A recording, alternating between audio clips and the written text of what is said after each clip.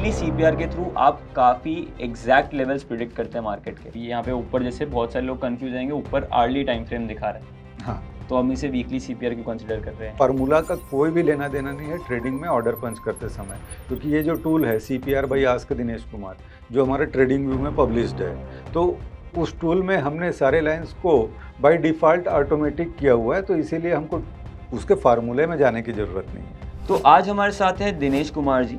इनके पास 10 साल से भी ज़्यादा का एक्सपीरियंस है और ये जॉब और अपनी ट्रेडिंग दोनों को साइमल्टेनियसली करते हैं। तो आप सभी की जो रिक्वायरमेंट थी, जो डिमांड थी कि जॉब के साथ साथ ट्रेडिंग कैसे कर सकते हैं, तो आइए इस पॉडकास्ट में जानते हैं। तो जो हमारा सीपीआर का टूल है वो ऑटोमेटिकली जैसे हम टाइम फ्रेम बदलेंगे वो सिनेरियो बदल देगा। हम सीपीआर को वेरीफाई करने के लिए आप देख रहे होगे साथ में का कॉम्बिनेशन लगा है। मेरा साइकोलॉजी इस कदर खराब हुआ कि जो मैंने 75 लाख के प्रॉफिट बनाए थे वो नेक्स्ट मंथ तो लॉस में कन्वर्ट हो गए, ऊपर से मेरे जेब से करोड़ रुपए से ज़्यादा चले गए। एक महीने में मैंने कैपिटल को 32 गुना कर दिया था। तो उस महीने का जो मेरा प्रॉफिट था लमसम 75 लाख था। मतलब हर दिन प्रॉफिट कमाना तो सर अपने आप में ही बहुत वो मुश्किल बात है, वो पॉसिबल है, लेकिन वो पॉसिबल तभी है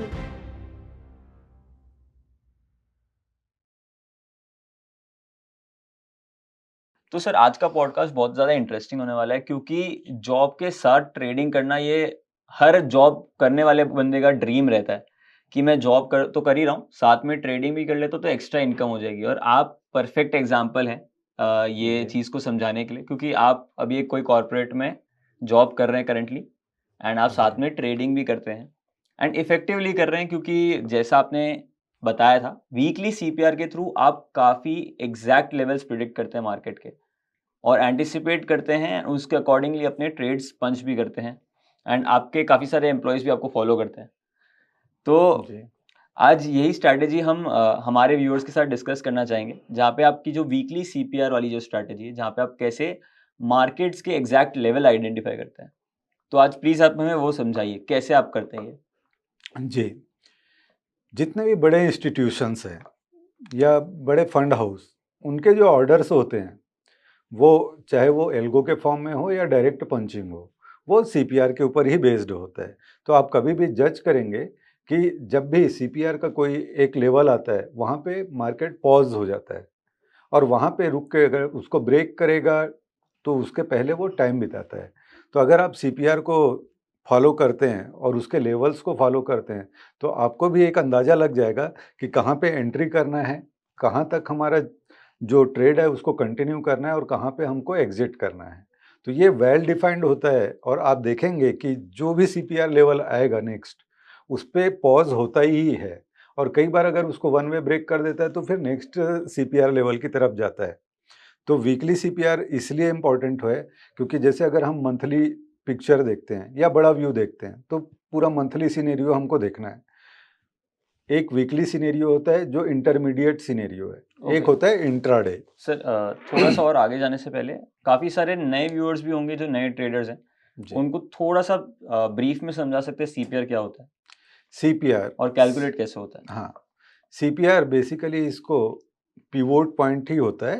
पिवोट पॉइंट को ही हमने थोड़ा और फर्दर उसका एनहांसमेंट किया हुआ है। तो जो पिवोट पॉइंट है उसके ऊपर और नीचे कई बार क्या होता है पिवोट लाइन जिसको हम न्यूट्रल लाइन बोलते हैं। तो न्यूट्रल लाइन में क्या होता है कई बार की प्राइस अगर जा रहा है न्यूट्रल लाइन को टच ना करके उसको जस्ट क्रॉस कर देता है। तो वहाँ पे हमको ये लगता है कि इस लाइन को क्रॉस कर दिया है मतलब आगे का मूवमेंट फिर कंटिन्यू होगा। बट होता क्या है कि उस लाइन को क्रॉस करने के बाद वापस रिवर्स हो जाता है। तो वो जो बीच-बीच में जो फ़ॉल्स सिग्नल आते हैं उसको अरेस्ट करने के लिए हमने क्या किया है कि पिवोट लाइन को 3 पार्ट में डिवाइड कर दिया है। तो इसमें सेंट्रल वाला लाइन जो रहता है, उसको सेंट्रल पिवोट लाइन बोलते हैं या पिवोट लाइन हो गया। ऊपर में टॉप सेंट्रल पिवोट और नीचे में बॉटम सेंट्रल पिवोट। तो कई बार क्या है कि जैसे प्राइस नीचे से ऊपर जा रहा है, तो पिवोट लाइन पे गया, पिवोट लाइन पे पास से कई बार रिजेक्ट हो जाता है डायरेक्टली। कई बार क्या होता है पिवोट लाइन को क्रॉस कर दिया। तो अगर हम टॉप सेंट्रल पिवोट रखें हैं, तो हमको पता है कि अगर न्यूट्रल लाइन है, न्यूट्रल लाइन से कितना डिस्टेंस जाने के बाद ही हम उसको कन्फर्म मानेंगे। तो जो फ़ॉल्स जो ब्रेकआउट आता है उसको हम अरेस्ट कर सकते हैं सेंट्रल पिवोट रेंज के बेसिस पे। तो ओके सीपीआर इसीलिए ज़्यादा इफेक्टिव है डायरेक्ट पिवोट के रिस्पेक्ट में। Okay and sir CPR calculate कैसे किया जाता है? सीपीआर कैलकुलेट करने के लिए इसका एक फार्मूला है। जैसे अगर न्यूट्रल लाइन की बात करते हैं तो प्रीवियस डे का high low close divided by 3 कर देंगे तो सेंटर वाला लाइन आता है। उसी तरीके से एक स्पेसिफिक फार्मूला है, चाहो तो वो फार्मूला मैं शेयर कर देता हूँ। ओके। तो सर मतलब हाई अगर कैलकुलेट करें तो और लो कैलकुलेट करते हैं तो उसमें क्या एडिशन और चेंज होता है? उसमें कुछ नहीं है, उससे जस्ट एक हमको क्या है कि जो मोमेंटम है, मोमेंटम के चलते जो फॉल्स ब्रेकआउट आया है, उसको अरेस्ट करने के लिए फार्मूला में हमको डीप में जाने की ज़रूरत नहीं है। इसको पिक्चोरियल रिप्रेजेंटेशन की तरह ही लेना है और फार्मूला का कोई भी लेना देना नहीं है ट्रेडिंग में ऑर्डर पंच करते समय। क्योंकि ये जो टूल है CPR by ask Dinesh Kumar, जो हमारे ट्रेडिंग व्यू में पब्लिश्ड है, तो उस टूल में हमने सारे लाइन्स को बाय डिफ़ॉल्ट ऑटोमेटिक किया हुआ है, तो इसीलिए हमको उसके फार्मूले में जाने की ज़रूरत नहीं है। ओके, ठीक है। तो सर ये जो सीपीआर है, वीकली सीपीआर, तो इसमें हाँ, अभी हम डे मतलब एक तो डेली होता है, वीकली होता है हाँ, एंड मंथली भी होता है। जी। तो अभी इसमें हम वीकली सीपीआर को समझने की कोशिश कर रहे हैं। हाँ, तो जैसे अगर मैं डेली सीपीआर का एग्जांपल लेता हूँ, तो डेली सीपीआर मतलब क्या हुआ, प्रीवियस डे का high low close divided by 3, उससे हमारा पिवोट लाइन आ गया।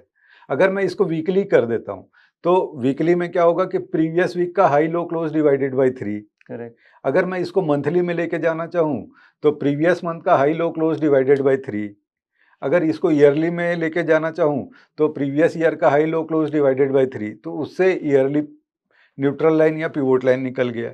उसी हिसाब से सारे फार्मूला का बस सिर्फ टाइम फ्रेम बदलेगा, बाकी कैलकुलेशन सारा एक ही है। ओके, इसी के साथ आगे बढ़ते हैं कि आपका जो आपने अभी इंडिकेटर बताया जी, कि ask CPR by ask Dinesh, ji. तो सर इसको एग्जैक्टली यूज़ कैसे करते हैं? तो इसको ट्रेडिंग व्यू में आपको सीधा इंडिकेटर सेक्शन में जाना है और इंडिकेटर सेक्शन में जब जाएँगे, तो वहाँ पे सीधा आप सर्च में सर्च करेंगे CPR by ask Dinesh Kumar. तो CPR by ask Dinesh Kumar आप सर्च करेंगे तो आपको मिल जाएगा। इसमें लेफ्ट साइड में स्टार मार्क है, तो इसको एक बार स्टार मार्क कर देंगे ताकि नेक्स्ट टाइम जब भी आपको इस टूल की ज़रूरत पड़े तो वो आपके वो फेवरेट सेक्शन में रहे, तो आपके लिए आसान हो जाएगा। जैसे अभी आपने जो चार्ट खोला हुआ है वो वीकली सीपीआर का चार्ट है, तो आपको भी दिख रहा है कि जो प्राइस है सीपीआर, जो सेंटर में जो 3 लाइन्स है, जो वायलेट कलर की लाइन है, वो हमारा सीपीआर हो गया, सेंट्रल पिवोट रेंज हो गया। तो प्राइस सेंट्रल पिवोट रेंज के ऊपर निकला हुआ है, वो भी स्ट्रॉन्ग कैंडल के साथ। तो आपको ये पता है कि ऊपर में कहाँ तक जाएगा। तो अभी आप देख रहे हो कि प्राइस जो है ऊपर की ओर जा रहा है और एक सेकंड अभी सर, थोड़ा-सा एक-एक करके आगे बढ़ते हैं। हाँ, पहला तो सर ये वीकली सीपीआर कैसे है? हाँ, अभी यहाँ पे ऊपर जैसे बहुत सारे लोग कन्फ्यूज़ रहेंगे, ऊपर आवर्ली टाइम फ्रेम दिखा रहा है, हाँ, तो हम इसे वीकली सीपीआर क्यों कंसीडर कर रहे हैं? हाँ। तो जैसे हमने सीपीआर का जो टूल डिज़ाइन किया हुआ है, उसमें हमने टाइम फ्रेम डिसाइड किया हुआ है कि जैसे अगर मैं मान लो 1 वीक का कैंडल लगाता हूँ या वीकली कैंडल लगाता हूँ, तो वो ईयरली सीपीआर में ऑटोमेटिक कन्वर्ट हो जाएगा। तो हमारे टूल में हमने वो डिफ़ॉल्ट में या ऑटो में डाला हुआ है कि ऑटोमेटिकली पूरा ईयरली पिक्चर बता दे। ओके, वैसे ही अगर मैं इसमें 1 डे का टाइम फ्रेम यूज़ कर रहा हूँ, तो वो मंथली सिनेरियो को रिप्रेजेंट करता है कि होल मंथ में मार्केट किस तरीके से बिहेव करेगा। अगर इसके साथ ही मैं 1 आवर का टाइम फ्रेम यूज़ करता हूँ, तो 1 आवर के टाइम फ्रेम में वो वीकली सिनेरियो बताता है कि पूरे होल वीक में मार्केट किस तरीके से रिएक्ट कर सकता है। ओके, और अगर मुझे इंट्राडे करना है, तो इंट्राडे के लिए मुझे 5 मिनट या 15 मिनट का चार्ट जो भी मैं यूज़ करूँगा, वो इंट्राडे के लिए वैलिड हो जाएगा। तो जो हमारा सीपीआर का टूल है, वो ऑटोमेटिकली जैसे ही हम टाइम फ्रेम बदलेंगे, वो सिनेरियो बदल देगा। जैसे अगर मान लो मुझे इस हफ्ते मार्केट में क्या मूवमेंट आ सकता है, उसको जज करना है, तो मैं 1 आवर का टाइम फ्रेम प्रेफ़र करूँगा। तो जैसे ओके, अगर मुझे इंट्राडे भी करना है, तो मैं क्या करता हूँ कि पहले पूरे हफ्ते का पिक्चर देख लेता हूँ कि इस हफ्ते मार्केट किस तरीके से बिहेव कर सकता है, कहाँ पे हाईएस्ट पॉइंट आने वाला है, कहाँ पे जो बॉटम है वो है, और उसको जज करने के बाद मुझे मार्केट का व्यू समझ में आ जाता है कि भाई इस वीक में मार्केट को ऊपर जाना है। तो इंट्राडे में मान लो अगर मुझे ऑर्डर पंच करना है, तो कई बार क्या होता है इंट्राडे में गिरावट है, तो मुझे पता तो है कि ऊपर जाने वाला है, तो मैं उसका इंतजार करता हूँ कि इंट्राडे में कहाँ से प्राइस रिवर्सल का कंफर्मेशन दे रहा है। तो ओके, जैसे इंट्राडे में रिवर्सल कंफर्मेशन देगा और मुझे वीकली पता है कि इस हफ्ते यहाँ तक तो जाना ही है। जैसे अगर अभी आप चार्ट देखेंगे, तो ऊपर में जो 2 लाइन दिख रहा है, जो कि R1 प्रीवियस वीक हाई का लेवल ओके। सर है ना? मतलब एक-एक मार्क करके बात करते हैं। हाँ, ये जो ऑरेंज लाइन दिख रही है मुझे यहाँ पे। हाँ, वो प्रीवियस वीक का हाई है। ओके, और ऊपर में जो ग्रीन कलर का लाइन दिख रहा है वो R1 का लेवल है। ओके, ये R1 का लेवल है और ये हाँ प्रीवियस वीक का हाई है। जी। और अभी अगर हम देखेंगे तो जो CPR के ऊपर में स्ट्रॉन्ग कैंडल का क्लोजिंग है, 1 आवर का अगर आप कैंडल देखेंगे तो आज जब मार्केट खुला है तो फर्स्ट 1 आवर में ही स्ट्रॉन्ग कैंडल का क्लोजिंग रहा है जो CPR को क्रॉस कर दिया है। तो CPR को जब स्ट्रॉन्ग कैंडल ने क्रॉस कर दिया है और उसमें अपर वीक नहीं है, तो आपको समझ जाना है कि इस हफ्ते जो मार्केट का जो मूवमेंट है वो कंफर्म है कि R1 प्रीवियस वीक हाई तक जाएगा। तो इस हफ्ते के लिए हमारा target R1 previous week high रहने वाला है जो ऊपर का लाइन है। ओके, तो वो आपको आज नहीं तो कल 1-2 दिन में आपको देखने को मिलेगा। अगर मार्केट को मान लो रिवर्स भी होना है तो पहले उस लेवल को टच करेगा, उसके बाद ही रिवर्स होगा। तो अभी जब हम पॉडकास्ट कर रहे हैं तो आप ध्यान दे सकते हैं कि आज का जो डेट है, आज के डेट में अगर आप इसको कंसीडर करते हैं तो आप देख लीजिए कल या परसों या हो सकता है आज ही ये उस लेवल को टच कर दे, या आज अगर थोड़ा बहुत करेक्शन आएगा तो कल आपको ऊपर ही जाता हुआ दिखेगा। ओके। तो ये वाला जो मेरा 3 लाइन है, ये 3 लाइन हमारी CPR की लाइन है। हाँ ओके, एंड इसको जैसे ही मार्केट ऊपर बुलिश वे में क्रॉस करे, तो हाँ हमें एक्सपेक्ट करना है कि नेक्स्ट टारगेट है हमारा R1 पे जाएगा। हाँ और वहीं अगर नीचे की साइड है तो ये S1 तक।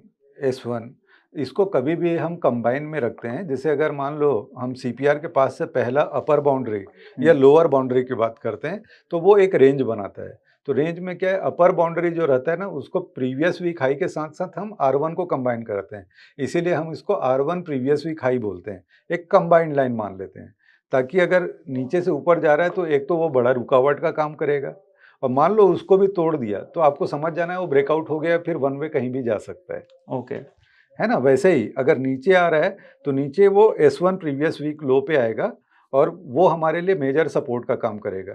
तो अगर अभी जो आपने चार्ट लगाया हुआ है उसी चार्ट में देखेंगे, वीडियो में आगे बढ़ने से पहले अगर आपको मेरे साथ CPR की ट्रेडिंग सीखनी है और CPR के ऊपर मास्टरी करना है और CPR के साथ आपको इंट्राडे ट्रेडिंग हो, स्विंग ट्रेडिंग हो या पोजिशनल ट्रेडिंग हो, उसकी exact right entry point, stop loss, target level आपको आइडेंटिफाई करना सीखना है तो चाहो तो आप कोर्स में एनरोल कर सकते हो जो स्पेशली आप लोग के लिए डिजाइन किया हुआ है सिंप्लीफाइड वर्जन में। उसका लिंक नीचे डिस्क्रिप्शन में दिया हुआ है। चलिए अब आगे डिस्कशन को कंटिन्यू करते हैं। तो जैसे अगर आप देख सकते हो कि कल का जो लो था वो exactly S1 previous week low पे गया और एग्जैक्टली प्रीवियस वीक लो पे क्लोज हो गया सपोर्ट लेके, उसको तोड़ा नहीं तो एक अंदाजा हमको लग जाता है कि हो सकता है यहाँ से सपोर्ट ले ले।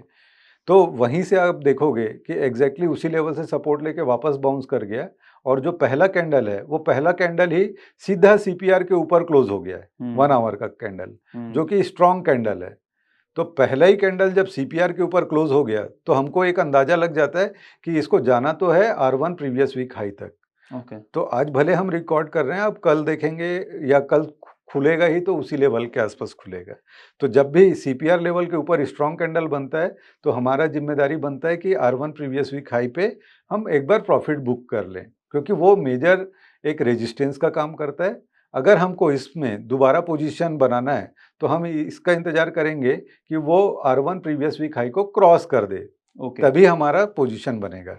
अदरवाइज क्या होगा कि अगर हम वहाँ प्रॉफिट बुक नहीं करेंगे तो हो सकता है वहीं से रिवर्सल हो जाए, क्योंकि वो सबसे बड़ा मोटा दीवार है। अगर उसके ऊपर क्रॉस हो गया मतलब आप ब्रेकआउट है, तो ब्रेकआउट में वन वे मोमेंटम आ सकता है। ओके, तो उस जगह पे जाके आप देखेंगे हमेशा अटकता है। ओके। एंड सर इसमें जस्ट मैं थोड़ा सा पीछे आया हूँ हाँ एक प्रीवियस वीक में। हाँ तो जहाँ पर यहाँ पर ये लाइन काफ़ी ज़्यादा ब्रॉड है, जैसे ये तो बहुत ज़्यादा नैरो है हाँ एंड ये काफ़ी ज़्यादा ब्रॉड है। तो इसके हाँ रीडिंग और अंडरस्टैंडिंग में हमें कहाँ डिफरेंस दिखाना है? क्योंकि हाँ अगर आप बोल रहे हैं कि प्रीवियस वीक का हाई भी बहुत इंपॉर्टेंट होता है, जी तो जैसे इस केस में एक रिजेक्शन हमें यहाँ से मिला था, हाँ जब प्रीवियस वीक हाई पे टच किया था इसने हम्म CPR के, जी और लेकिन टारगेट हमारा ये रहता है। नहीं, हमारा लोवेस्ट पॉइंट रहेगा। जैसे R1 और प्रीवियस वीक हाई दोनों में से जो पहले आएगा वो हमारा टारगेट होगा, ओके। क्योंकि वो तो एक जोन हो गया। हम्म, जोन हो गया मतलब बाउंड्री है। जरूरी थोड़ी है कि बाउंड्री में आधा अंदर घुसेगा, हो सकता है बाउंड्री के टच करके ही वहीं से रिवर्स हो जाए, ओके, है ना। तो वो ध्यान रखना है। अब इसमें जैसे 3 लाइन है, 3 लाइन के बीच में अगर गैप ज्यादा है तीनों लाइन के बीच में जैसे यहाँ तो पे। उसको वाइडर बोलते हैं। और जब तीनों लाइन के बीच में गैप कम हो तो उसको नेरो बोलते हैं। तो आप देखेंगे जब भी वाइडर सीपीआर रहता है तो उस हफ्ते पूरा कंसोलिडेट करता है या जो मूवमेंट है पूरा का पूरा स्लो आएगा। ओके। और जब तीनों लाइन के बीच का डिस्टेंस कम हो तो उसको हम नेरो सीपीआर बोलते हैं। तो नेरो सीपीआर जब भी होता है तो मोमेंटम फास्ट होता है या स्पीड फास्ट होता है बढ़ने या घटने का। बट सर अगर मैं इसमें देखूं तो लगभग 1.5% का मूव आया है जी इस वीक में निफ्टी, जब ये ब्रॉड की बात कर रहे हैं हम। हाँ तो सर ये 1.5% का मूव छोटा नहीं होता इंडेक्स में, जी। तो तो वोलेटिलिटी तो सर इसमें इसमें क्या भी आ है रही कि है। हम सीपीआर को वेरीफाई करने के लिए आप देख रहे होगे साथ में ईएमए का कॉम्बिनेशन लगा है हम्म। जिसमें 20 ईएमए और वीवैप लगा हुआ है। तो जब भी वीवैप का लाइन 20 ईएमए के ऊपर होता है तब तक मार्केट का जो ट्रेंड है वो पॉजिटिव ही माना जाता है। ओके। अगर उसको पलटना है तो जो वीवैप का लाइन है वो 20 ईएमए के नीचे आ जाएगा, तो वहां पे आपको सजग हो जाना है। तो जैसे आपने अपसाइड का पोजीशन लिया हुआ है तो वीवैप का लाइन जब 20 ईएमए के ऊपर है तब तक आप होल्ड करोगे। जैसे ही वीवैप का लाइन 20 ईएमए के नीचे आ जाएगा वो रिवर्सल पॉइंट आपको एक सजेस्ट कर देता है कि आप जो भी पोजीशन कैरी ओवर करके जा रहे हो उससे एग्जिट कर लीजिए, वहां से प्राइस पलट सकता है। तो आप यहाँ पे देखेंगे कि जब तक वीवैप का लाइन 20 ईएमए के ऊपर था तब तक मार्केट बढ़ रहा था। फिर धीरे से आप देखेंगे कि वीवैप का लाइन जैसे ही 20 ईएमए के नीचे आया है एकदम से करेक्शन आ गया है और उसके बाद वो नेक्स्ट सीपीआर लेवल तक ब्लैक वाला गिरा है। लाइन हमारा सीपीआर वीवैप का लाइन है वीवैप। वो। अच्छा, ब्लैक वाला वीवैप का लाइन है हाँ और ईएमए का लाइन ये पर्पल वाला हाँ है। ओके। बट सर वही सवाल ये था कि जब आपने बोला था कि जब वाइड होगा सीपीआर हाँ तब रेंज में कम आएगा उसमें, या जी। मूवमेंट थोड़ा कम आएगा, मूवमेंट साइडवेज स्लो जाएगा। आएगा और उसमें ज़्यादातर चांसेस है कि कई बार कंसोलिडेट कर जाए, है ना। तो वीकली सीपीआर का जो भी लेवल है उसमें अगर ज़्यादा वाइडर है तो हम जानते हैं कि अगर ऊपर वन वे गया भी है, मान लो किसी दिन मार्केट में मूवमेंट आ गया तो आने वाले दिन में वो वापस उसी दिशा में आने की कोशिश करेगा जहां से चढ़ा है। ओके। क्योंकि जो लिमिटेड मूवमेंट होने की वजह से क्या होता है कि अगर जैसे 1.5% या 2% बढ़ भी गया तो आने वाले दिनों में एक दो दिन के बाद वापस हो सकता है 1% और गिर जाए, तो पास आने की कोशिश करता है ओके, है क्योंकि ना। तो सर जैसे मैं प्रीवियस वीक्स में जाता जा रहा हूँ हाँ अंडरस्टैंडिंग के लिए, जी तो जहाँ जहाँ पे गैप्स है, या जैसे अगर मैं ये वाले वीक का एग्जांपल लूँ तो इसमें तो सर काफ़ी गैप के साथ ओपनिंग हुई है। जैसे एक गैप दिख रहा है मुझे, यहाँ पे दो गैप दिख रहा है, और हाँ यहाँ पे उसके बाद पूरा ट्रेंड ही चेंज हो गया। मतलब दो बार अपसाइड गैप करके फिर नीचे चला जी गया मार्केट। तो यहाँ पर तो वोलेटिलिटी मेरे को बढ़ती हुई नज़र आ रही है यहाँ हाँ। पे। तो जहाँ पे वो गैप हुआ है वहाँ पे आप देखेंगे तो तीनों जो सीपीआर के लाइन का जो डिस्टेंस है बहुत ज़्यादा वाइड है। पीछे वाला जो आप देख रहे हैं जहाँ पे आप गैप बता रहे हैं उस जगह आप देखिए बहुत ज़्यादा वाइड है। तो जहाँ खुला वहीं बंद हुआ है। अगर वीकली आप लेवल को मार्क करेंगे तो उस हफ्ते का जो ओपनिंग प्राइस है और क्लोजिंग प्राइस दोनों सेम है लगभग। तो वही ओके। चीज़ मैं बताने की कोशिश कर रहा हूँ कि जब तीनों के अच्छा। बीच का डिस्टेंस ज़्यादा है तो भले वो ऊपर उछल जाएगा लेकिन बंद होते होते वापस वो हफ्ते के आखिरी में उसी लेवल के आसपास आ जाएगा। मतलब बड़ा मूव होने का संभावना काफ़ी कम हो जाता है। ओके। बट सर जैसे ये, अगर मैं ये वाले वीक का एग्जांपल लूँ हाँ तो इसमें तो एकदम ही गिरता गया। हाँ, तो उसमें अगर आप देखेंगे तो पिछले जो हफ्ता है उसमें तीनों लाइन के बीच में कंपैरेटिवली डिस्टेंस कम है और दूसरा ये है कि आपका जो वीवैप है वो 20 ईएमए के नीचे है। ओके। ठीक है। तो सीपीआर के नियम के हिसाब से जब सीपीआर के नीचे कोई भी कैंडल का क्लोजिंग होता है तो वो S1 प्रीवियस वीक लो पे आता है। तो आप देख पा रहे होगे S1 प्रीवियस वीक लो पे एग्जैक्टली आया है और क्लोज हो गया है उस हफ्ते, ओके, मतलब है आप ना। कह रहे हैं कि जी ये यहाँ पर आके क्लोज हुए नो लगभग। नो नो पीछे वाला, पीछे उसके वाला पहले वाले, हाँ उस दिन उस वीक का देखिए। ये यहाँ हाँ पे। ये सीपीआर ट्रिक के हिसाब से अगर सीपीआर के नीचे क्लोज होता है तो हमारा टारगेट क्या होता है S1 प्रीवियस वीक लो। आप वहाँ पे देखिए exactly dot two dot S1 previous week low पे क्लोज हुआ है। नो प्रीवियस वीक, ये हाँ वीक का आखिरी दिन है तो वीक का अच्छा आखिरी ये दिन वाला में कैंडल है। यस। तो आप देख सकते हो डॉट टू डॉट लेवल पे बंद हुआ है। सर यहाँ पे मंडे हो गया ये नहीं नहीं वाला। आप उस कैंडल में नहीं, उसके पहले वाला कैंडल देखिए ना। हाँ हाँ ये। वो फ्राइडे का है तो देखिए लाइन पे ही बंद हुआ है S1 प्रीवियस वीक लो, हाँ, है ना। Previous week low, yes correct yes sir. तो वो प्रीवियस वीक लो पे ही बंद हुआ है, मतलब सीपीआर ट्रिक के हिसाब से परफेक्ट लेवल पे मूव किया है ना। नेक्स्ट वीक क्या हुआ कि S1 प्रीवियस वीक लो से सपोर्ट लेके ग्रीन कैंडल बना है। उसी के जस्ट नेक्स्ट हम्म, वीक देखेंगे हम्म, तो देखिए S1 प्रीवियस वीक लो का जोन है, उसके ऊपर ग्रीन कैंडल बना है, तो उसका टारगेट क्या रहेगा? CPR। अब आप देखिए CPR एग्जैक्टली गया है। अब CPR से रिजेक्शन हुआ तो देखिए वहां पे CPR से नीचे रेड कैंडल का क्लोजिंग हो गया। जैसे CPR पे लेके जाएंगे कर्सर, अब CPR पे लेके जाइए, हाँ देखिए वो रेड कैंडल बना है जो शूटिंग स्टार कैंडल है, करेक्ट। तो वो CPR को टच कर दिया, तो ऊपर का टारगेट टच कर दिया, वहां पे हमको एग्जिट करना है। और उसके बाद वो रेड कैंडल का क्लोजिंग ये कंफर्म कर दिया कि यहाँ से गिरावट आने वाला है। और अगर हम 20 EMA और VWAP का कॉम्बिनेशन देखे तो वो भी बोल रहा था कि गिरावट ही आने वाला है। ओके। तो ऊपर जो जा रहा था हमको पता था ना कि वो ऊपर जाके टर्न नहीं होने वाला है नीचे, तो हमको CPR पे कैसे भी करके एग्जिट करना ही करना है। अगर हम नहीं करेंगे कि प्राइस में अपसाइड का मूवमेंट आ रहा है करके, तो वो ट्रैप हो जाएंगे आप। इसीलिए जब भी आपको पता है कि किसी न किसी लेवल से रिजेक्ट हो सकता है, क्योंकि VWAP 20 EMA कॉम्बिनेशन बोल रहा है डाउन साइड, प्राइस ऊपर जा रहा है, तो वो रिवर्स होके वापस आएगा। ओके सर, तो अब तक मेरे को CPR के जितना मदद से वो जान सकते हैं हम। अब तक मुझे जितना समझ में आया है कि एक तो ये जो CPR वाली 3 लाइन है ये हमारी इंपॉर्टेंट है, जी क्योंकि इसके अपवर्ड ब्रेक या डाउनवर्ड ब्रेक पे आगे का मोमेंटम डिसाइड होगा। हाँ एंड जो हमारा प्रीवियस वीक का हाई है हाँ एंड जो हमारा R1 R1 है, ये दोनों भी इंपॉर्टेंट लाइन्स है जो हमारे जी टारगेट्स का काम करेंगे अगर हाँ मैं बाय या लॉन्ग साइड का पोजीशन देख जी रहा हूँ। और वही मेरा S1 और प्रीवियस वीक लो एक सपोर्ट का काम करेंगे, या तो फिर उससे कह सकते हैं कि मेरा अगर मेरा डाउन साइड का पोजीशन पोजीशन है लिया है तो फिर वहाँ मेरा टारगेट बनेगा। जी जी जी ओके। एंड वो अगर नैरो रहेगा तो उसमें मोमेंटम ज़्यादा आएगा बिल्कुल ज़्यादा और आएगा। एक डायरेक्शन वाला आएगा। हाँ और अगर वाइड रहेगा तो कहीं न कहीं घूम फिर के मार्केट वहीं आ घूम फिर जाएगा। के मार्केट CPR की तरफ आने की कोशिश करेगा। जैसे मान लो उछल के ऊपर चला गया है, ओके। तो आखिरी में जब वो पूरा वीक, जैसे वीकली CPR की हम बात कर रहे हैं, तो पूरे वीक के लिए वैलिड है। तो वीक में अगर मान लो फर्स्ट 2-3 दिन में ऊपर गया है, तो आखिरी के 2-3 दिन में वापस आप देखेंगे कि वो उसी डायरेक्शन में रिवर्स हो जा रहा है। ओके। वैसे ही अगर नीचे की ओर गिरा है और वाइडर है, तो नीचे की ओर जाएगा, S1 प्रीवियस वीक लो पे आसपास आएगा, वहाँ पे सपोर्ट लेने की कोशिश करेगा और वहीं से फिर से उछल के CPR की तरफ जाएगा। तो वो मैग्नेट का काम करने लगता है CPR। जब भी वाइडर होता है वो अपनी तरफ खींचता है प्राइस को। तो अगर प्राइस ऊपर जा भी रहा है तो पलट के वापस उसी डायरेक्शन में आने की कोशिश करता है। तो जब भी वाइडर CPR हो, हमको छोटे टारगेट रखना है अपसाइड के लिए भी। अगर डाउन साइड भी जा रहा है तो डाउन साइड में भी छोटे टारगेट रखना है, बड़े टारगेट को अवॉइड करना है, क्योंकि बीच से कहीं से भी पलट सकता है। ठीक है। तो सर मतलब यहाँ पे काफ़ी सारी चीज़ें चार्ट पर, तो हाँ मैं मतलब कोई भी एक नया ट्रेडर होगा वो थोड़ा-सा कन्फ्यूज़ होने के चांसेस ज़्यादा है। हाँ तो ऐसे टाइम पे सर एक थोड़ा एग्ज़ाम्पल लेके समझते हैं कि मान लेते हैं मैं एक ट्रेडर हूँ, मैंने हाँ आपकी स्ट्रैटेजी सीखी, वीडियो देखा और आज मेरे सामने मार्केट कुछ ऐसा दिख रहा है। जी तो ऐसे टाइम पे मैं कैसे ट्रेड्स को पोजीशन करूँ या प्लान करूँ?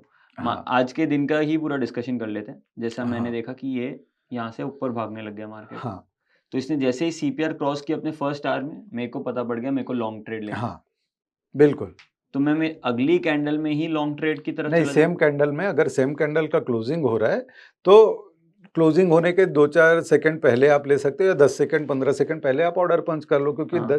2-4 सेकंड में तो कुछ बदलने वाला है अर्ली नहीं। कैंडल है तो नहीं हाँ, बदलेगा कुछ उसमें। तो आप 10 सेकंड 15 सेकंड पहले पंच कर सकते हैं और वहीं से आपका एंट्री हो जाएगा। कई बार क्या होता है कि पहला कैंडल ही स्ट्रांग बना है, तो सेकंड कैंडल का अगर हम इंतजार करेंगे, वो बहुत स्पीड से ऊपर उछल जाता है, तो आपको मौका नहीं मिलेगा। उससे अच्छा है कि 10 से 15 सेकंड पहले ही आप ऑर्डर पंच कर दें।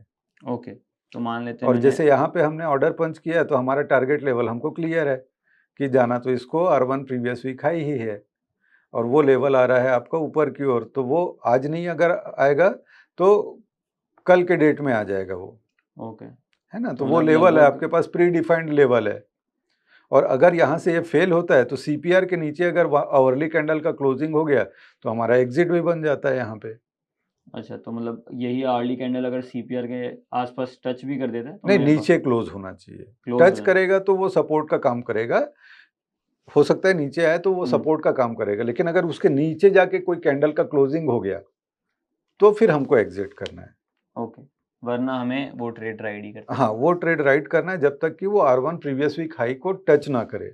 और ओके। ये ज़्यादातर चांसेस है, जैसे अभी भी हम रिकॉर्ड कर रहे हैं, अभी रनिंग मार्केट है, आप देख लीजिए कल वो टच कर देगा। ओके। अगर गैप डाउन भी खुलेगा तो नीचे गैप डाउन खुलने के बाद वापस टर्न कर जाएगा। ओके। तो सर जैसे मैं मान लेता हूँ कि ये मेरा फर्स्ट टारगेट अचीव कर लेता है, हाँ, तो उसके बाद भी ऐसा हो सकता है कि मार्केट और रैली करे? बिल्कुल हो सकता है। तो लेकिन हमारा ये है कि पहला टारगेट जैसे ही अचीव किया, हमको एग्जिट करना है, क्योंकि हमारा नियम ये बोलता है कि ऊपर में बड़ा रेजिस्टेंस है और ठीक वो है। पूरा जोन है। जब हमको पहले से पता है कि ये रेजिस्टेंस जोन है, यहाँ पे हुँ। अटक सकता है, तो क्यों हम रिस्क लें? तो अच्छा खासा अगर हमको प्रॉफिट मिल गया तो हम वहाँ पे एग्जिट कर लेंगे। अगर उसमें री एंट्री करना है तो उस जोन को पार होने दीजिए, ताकि ऊपर में कोई रुकावट ना रहे, हर्डल ना रहे, तो फिर ठीक है। उसके बाद बड़ा राइड कर सकते हो आप। ओके, तो फिर जैसे ही वो टच हो जाए, मैं बाहर आ जाऊँगा, बट हुँ। वापस एक और ऊपर कन्फर्मेशन कैंडल एक और ग्रीन खुल हाँ, बन जाती है कोई भी वापस? एक कैंडल अगर इस जोन के ऊपर क्लोज हो गया, मेरा री एंट्री हो जाएगा। ठीक है। उस कंडीशन में मेरा टारगेट नेक्स्ट सीपीआर लेवल है, जैसे R2 लेवल है, तो R2 लेवल तक मैं राइड कर सकता हूँ। ओके, फिर मैं R2 लेवल तक हाँ, राइड करूँगा इसे।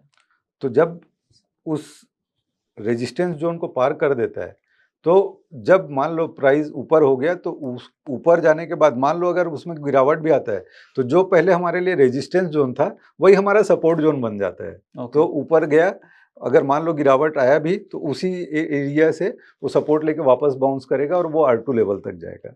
और वही मेरा भी एक स्टॉप लॉस भी बन जाएगा हाँ, अगर उसके नीचे अगर कोई कैंडल का क्लोजिंग हो गया, जैसे तो मैं सपोर्ट बाहर आ जोन जाऊँगा। बन गया था, सपोर्ट जोन के नीचे आ गया, तो मुझे एग्जिट कर लेना है। ठीक है। तब मुझे रिस्क नहीं लेना है, क्योंकि फिर वो सीपीआर तक आ सकता है। ओके, एंड सर इसमें आप एक्सपायरी और स्ट्राइक प्राइस का सिलेक्शन कैसे करते हैं?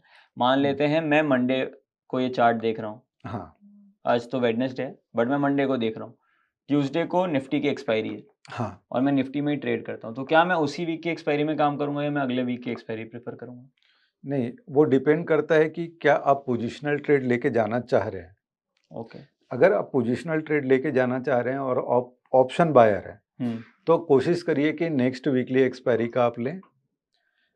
और अगर आपको सेम डे में ट्रेड करना है, वीकली सिनेरियो, तो आपको बड़ा पिक्चर दिख रहा है कि भाई इस हफ्ते होने वाला क्या है। जैसे अभी मैंने बोला था ना कि मार्केट ऊपर ही जाएगा, हुँ। है ना? और उसका बाउंड्री, अपर बाउंड्री भी बता दिया, वहाँ तक जाएगा। तो उस बीच में जितने बार भी गिरावट आएगा, तो इंट्राडे का अगर आप चार्ट लगाओगे, तो जैसे इसी में अगर आप 5 मिनट का चार्ट लगा देते हैं, तो आपको दिख जाएगा कि कितने बार मौका मिला आपको री एंट्री करने का, कहाँ-कहाँ पे आप री एंट्री कर सकते थे। आपको एक समझ में आ जाएगा कि जैसे जैसे यहाँ पे मेरा सीपीआर क्रॉस हुआ, मैं यहाँ पे हाँ, एंटर हो गया हूँगा, हाँ। 9:20 तक ही। जी, बट जी, सर जी। सुबह का भी कोई क्राइटेरिया है क्या कि 9:15 को एंटर करना है या साढ़े 9 या 10 बजे के बाद? नहीं, ऐसा कोई क्राइटेरिया नहीं है। पहला 5 मिनट का कैंडल कम से कम वेट करना है। पहला 5 मिनट का कैंडल स्ट्रॉन्ग जिस भी डायरेक्शन में बनता है, जैसे अगर कन्फ्यूजन कैंडल बन गया, तो हमको एक स्ट्रॉन्ग कैंडल का इंतज़ार करना है। चाहे वो ग्रीन कैंडल हो, चाहे रेड कैंडल हो। अगर हमारा अपसाइड का व्यू है, तो हम ये कोशिश करेंगे कि एक ग्रीन कैंडल कम से कम कन्फर्म करे, उसके बाद ही हमारा एंट्री होगा। जैसे वीकली पिक्चर में हमने अभी बोला कि भई इस हफ्ते ऊपर ही जाना है, हुँ। लेकिन मान लो नेक्स्ट डे खुला और रेड कैंडल बन रहा है, तो हमको ऊपर जाना है करके रेड कैंडल में एंट्री नहीं करेंगे। हम इंतजार करेंगे कि भाई टर्न होने दीजिए और स्ट्रॉन्ग एक ग्रीन कैंडल बनेगा, तो मेरा एंट्री होगा। ओके। बट सर जैसे मैं अगर ये इंट्राडे के हिसाब से देख रहा हूँ, तो मेरा एंट्री तो सर करीब सीपीआर के ऊपर स्ट्रॉन्ग कैंडल कौन सा बना है? सर ये वाला। पहला ही कैंडल बन गया 5 मिनट, हाँ, तो आपको पहले ही कैंडल में एंट्री मिल जाएगा। ठीक है, मान लेते हैं मैं यहाँ पे एंटर हो गया हूँ। हाँ, बट सर यहाँ पे तो मेरा टारगेट बहुत जल्दी आ गया और बहुत आह, छोटा ही है, 30 पॉइंट का ही है। हाँ, तो ठीक है, कई बार एक्सेप्ट करना है। 30 पॉइंट का भी है तो एक्सेप्ट करने में कोई बुराई नहीं है। ओके, एंड लेकिन सर 30 पॉइंट का तो था, बट ये फिर इसने इमीडिएटली हमारा प्रीवियस डे का भी हाई टच कर दिया, तो री एंट्री करने का है वो पॉइंट। जैसे okay, R1 previous week high टूटा, क्रॉस किया, यहाँ पे क्रॉस हाँ, किया तो मैं वापस एंटर हो गया, हाँ, वहाँ फिर पे मैं एंट्री यहाँ होगा। क्लोज़ कर दूँगा। हाँ, R2 लेवल पे एक बार क्लोज़ करेंगे, फिर देखिए वहाँ से रीटेस्ट करके R2 लेवल टूटा है, हुँ, फिर से एंट्री बन जाएगा। फिर वापस से मेरी यहाँ एंट्री बन जाएगी हाँ, तो और उसके फिर मैं बाद यहाँ फिर से मैं उस राइड कर सकता हूँ नेक्स्ट सीपीआर लेवल के लिए। तो जो होगा क्योंकि मेरा आपको S3। पता है कि ऊपर ही जाने वाला है, क्योंकि बड़ा पिक्चर बोल रहा है ऊपर जाएगा। हुँ, इसी को हम छोटे फॉर्म में लेके आ रहे हैं। तो जब आपको पता है कि जाना इसको ऊपर ही है, हाँ, तो हाँ, जब भी रिटेस्ट करेगा या रेड कैंडल बनता है, रेड कैंडल के बाद वापस से एक ग्रीन कैंडल बनना चालू होता है, हमारा एंट्री हो जाएगा, हुँ, है ना? और हम राइड कर सकते हैं कंप्लीट। ओके, तो मेरा जो नेक्स्ट टारगेट है इसके ऊपर वाली कैंडल पे बनेगा हाँ, जो अभी है R4 पे जा सकता है। तो R4 पे। हाँ, तो मैं R4 भी ऐड कर देता हूँ। जी।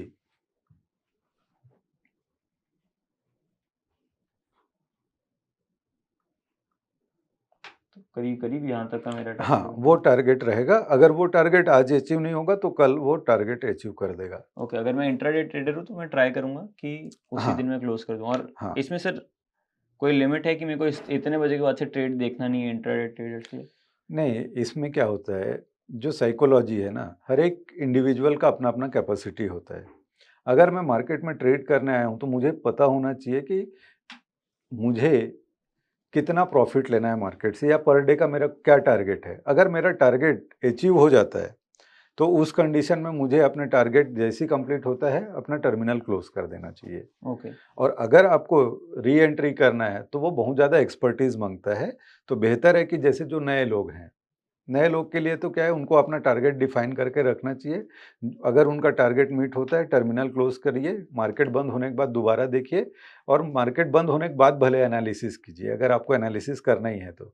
या बड़ा मूवमेंट आया किसी दिन, तो क्यों आया है उसका एनालिसिस करना ज़रूरी है, तब जाके आपके दिमाग में वो फ़ीड हो पाएगा धीरे-धीरे, धीरे-धीरे जब आप प्रैक्टिस करोगे, तो आपको वो बड़ा पिक्चर भी दिखना चालू हुआ है, इंट्राडे में भी आप सही निर्णय ले पाओगे, आपका एंट्री सही जगह होगा और आप प्रॉफिट बुकिंग भी टाइमली कर पाएँगे। ओके। तो ये बहुत ज़्यादा इम्पोर्टेंट है क्योंकि इसमें आपको अपने दिमाग में इस चीज़ को सेट करने के लिए आपको कम से कम 3-4 महीने का प्रैक्टिस चाहिए। 3-4 महीना अगर आप एक ही चीज़ के ऊपर प्रैक्टिस करेंगे, डेफ़िनिटली आपका ट्रेडिंग इम्प्रूव होने वाला है।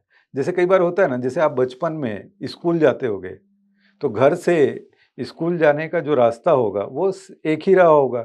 आप जो भी है, साइकिल है या पैदल है, जैसे भी जाते होंगे, तो उस रास्ते में जितने जगह गड्ढा होगा वो आपको पता चल जाता होगा। अगर आप साइकिल से भी जाते होंगे तो कहाँ पे वहाँ पे बैरियर बना हुआ है ना? कहाँ पे ब्रेकर है, कहाँ पे गड्ढा है, सारा चीज़ आपको क्लियर रहा होगा। लेकिन वही किसी अनजान आदमी को बैठा दोगे या जाने के लिए बोलोगे तो हो सकता है वो फँस जाए कहीं या उसको चोट लग जाए। लेकिन अगर आप एक ही जगह से बार-बार जाते हो तो आपको पता चल जाता है कि कहाँ पे मुझे स्लो करना है, कहाँ पे मुझे फ़ास्ट जाना है, कहाँ पे रुक जाना है, कहाँ पे एकदम धीरे से निकलना है, तो सारी चीज़ का आइडिया हो जाता है। तो इसीलिए बोलते हैं कि कोई भी एक सेटअप, एक ही सिस्टम को फ़ॉलो कीजिए तो उस सिस्टम में आपको हर चीज़ दिखना चालू हो जाएगा। ओके, जी। बिल्कुल। एंड सर इसमें आपका स्ट्राइक प्राइस का सिलेक्शन आप कैसे करते हो? जैसे मैं इंट्राडे ट्रेडिंग करता हूँ मान लो, हम्म, तो मैं क्या करता हूँ, प्री मार्केट सेटल होने का इंतज़ार करता हूँ। ठीक है। प्री मार्केट सेटल हो गया, फॉर एग्जांपल 26,100 पे सेटल हो गया, ठीक है। तो मैं क्या करूँगा, 26,000 का कॉल और 26,200 का पुट, दोनों को अपने वॉच लिस्ट में ऐड कर दिया। अब उसके बाद क्या है, मैं अपने ब्रोकर टर्मिनल में जाऊँगा और कॉल और पुट का दोनों का चार्ट को एक स्क्रीन पे स्प्लिट करके 2 पार्ट में लगा दूँगा। ओके, कुछ हाँ, यहाँ से आप स्प्लिट कर दिए और एक साइड में कॉल ऑप्शन और एक साइड में पुट ऑप्शन लगा दीजिए। ठीक है सर। तो करीब-करीब कुछ ऐसा होता है अगर हाँ, 26,100 चल रहा है हाँ, तो आप 100 point in the money 100 point in the money. Call की साइड और पुट की साइड हाँ, उसी में पुट ट्रेड लेते हैं। दोनों में 100 पॉइंट इन द मनी होना चाहिए, तो आपको एक्चुअल में पिक्चर क्लियर दिखेगा कि कॉल बढ़ने वाला है कि पुट बढ़ने वाला है। वो जैसे कैसे अगर सर? आप अभी का चार्ट देख पा रहे हो या आज का ही चार्ट देख लीजिए, हुँ। थोड़ा-सा पहले खसकाएँगे ताकि आज का ओपनिंग लेवल दिख जाए। कॉल सर या पुट? दोनों, दोनों का। शुरुआत मुझे देखना है, दोनों को एक साथ देखना है ना, हुँ, हुँ। तो चार्ट को थोड़ा राइट साइड में हाँ, स्क्रॉल कीजिए और पहला कैंडल पे आइए। हाँ पहला सर। कैंडल को थोड़ा हाइलाइट कीजिए, वहाँ पे थोड़ा-सा एक्सपांड करके या चार्ट को थोड़ा सेटल कर लीजिए तो आपको दिखना चालू हो जाएगा। थोड़ा-सा एक्सपांड कर देंगे, हुँ। हाँ, और इधर ये भी लेफ्ट सर 3 लेफ्ट मिनट का वाला टाइम पीरियड। स्क्रीन, हाँ, ठीक है, 3 मिनट का भी है, चलेगा। लेफ्ट साइड का स्क्रीन है, तो लेफ्ट साइड वाले चार्ट को भी लगाइए जो कॉल का चार्ट है। हाँ, इसको भी थोड़ा-सा ऊपर लेके जाइए, वो वहाँ पे दिख नहीं रहा है। हाँ, तो यहाँ पे आप देख लीजिए, पहला कैंडल में सीपीआर के ऊपर कॉल है कि पुट है? सीपीआर के ऊपर सर कॉल है। कॉल है, तो आप क्या खरीदोगे? कॉल। कॉल। तो आप देख लीजिए कॉल किधर जा रहा है, मार्केट किधर जा रहा है। ओके। तो आपका पहला वेरिफिकेशन ही यहीं पे हो जाता है। तो इसको मैं सिस्टमेटिक तरीके से एक बार बता देता हूँ। बट सर जैसे हमारा जो पुट है वो तो सीपीआर को भी क्रॉस करके S2 को टच कर रहा है। हाँ, उससे कोई मतलब, वो तो ब्रेकडाउन हो गया ना। S1 प्रीवियस डे लो के अगर नीचे आ गया तो ब्रेकडाउन में कहीं भी जा सकता है। अच्छा, तो अगर मैं सेलर हूँ हाँ, तो वो तो तो मैं सेल पुट की करना साइड है। पे ये हाँ, इमीडिएटली सेल कर पुट दूंगा। सेल कर देने का है। ओके, और बायर है तो आपको ये देखना है सीपीआर के ऊपर कौन सा है। तो ठीक है। सीपीआर के ऊपर कॉल है तो बायर को कॉल बाई करना है, और जो सेलर है उसको पुट सेल करना है। ओके, तो यहां से आपको एकदम से क्लियर पिक्चर दिख जाता है। तो इसको हम चेक लिस्ट के फॉर्म में बता देता हूं। सबसे पहले 9:08 पे प्री मार्केट सेटल हो जाता है, तो आपको पता चल जाएगा कि निफ्टी किस लेवल पे सेटल हो रहा है। मान लो एग्जांपल के लिए 26,100 पे निफ्टी प्री मार्केट में सेटल हुआ। अब आप क्या करोगे, 26,000 का कॉल ऑप्शन और 26,200 का पुट ऑप्शन दोनों को अपने वॉच लिस्ट में ऐड कर दिए, जो भी आपका ब्रोकर टर्मिनल है।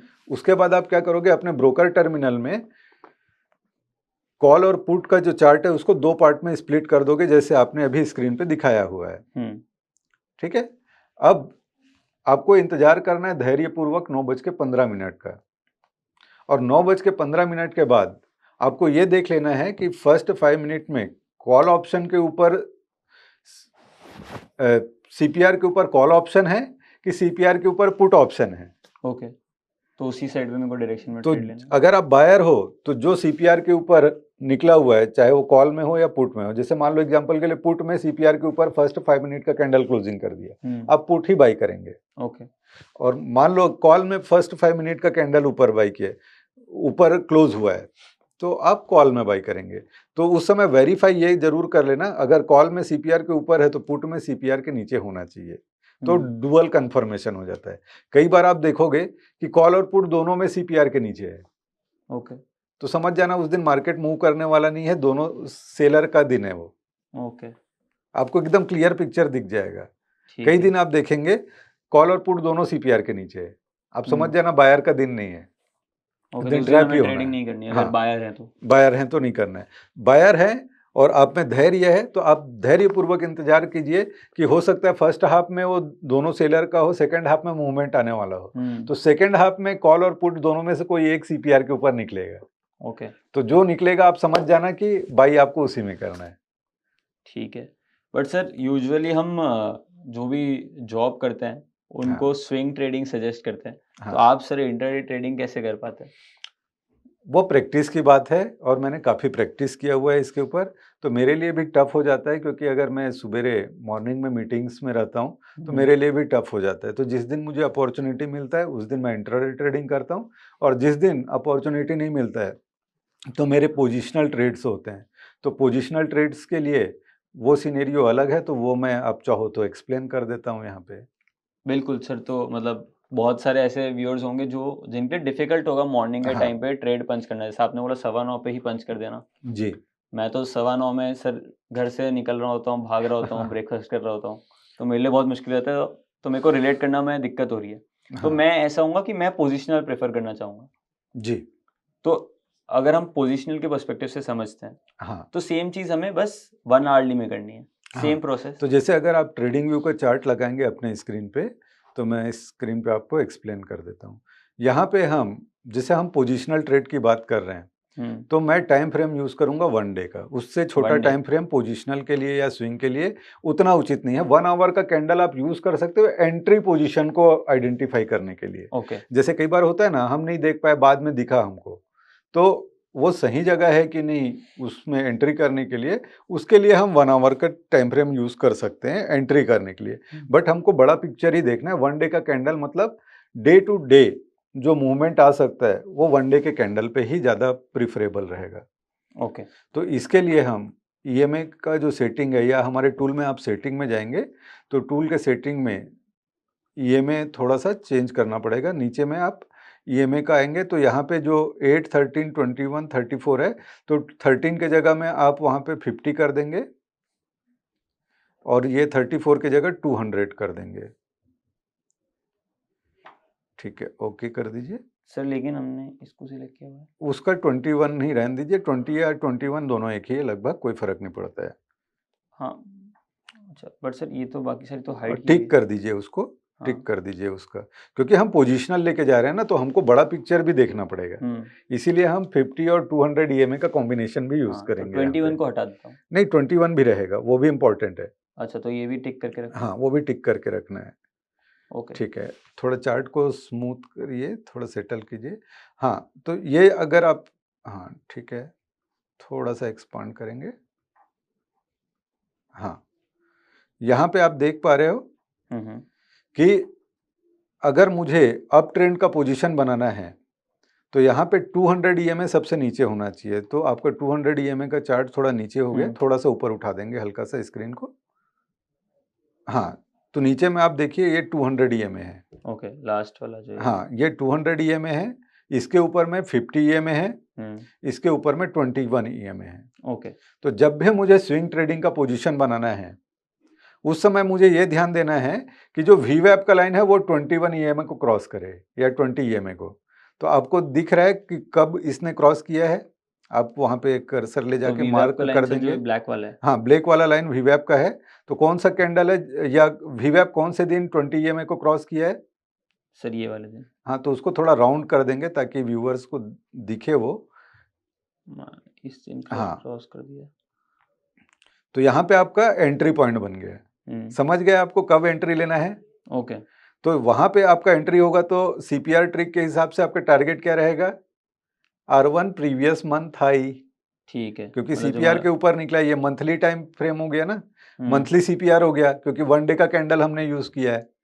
तो जब CPR के ऊपर निकला तो आपका एंट्री कैंडल आपको क्लियर है यहाँ पे। तो सर मतलब जैसे मेरा ये वाला जो है कैंडल एक बार के लिए तो बन प्रीवियस गया। मंथ हाई हो गया हाँ, और R1 हो गया।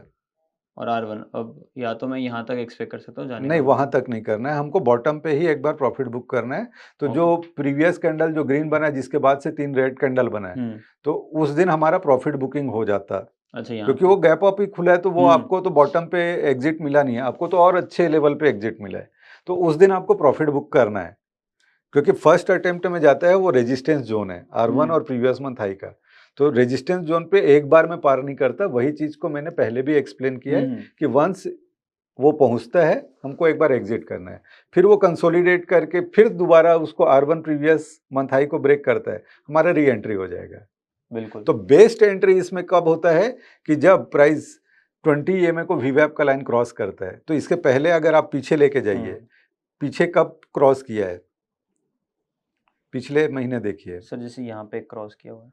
नो नो नो, 20 EMA को VWAP कब क्रॉस किया है? 20 EMA का लाइन कौन सा है? 20 हाँ, EMA सर 21 वाला, ये वाला है पर्पल हाँ, वाला।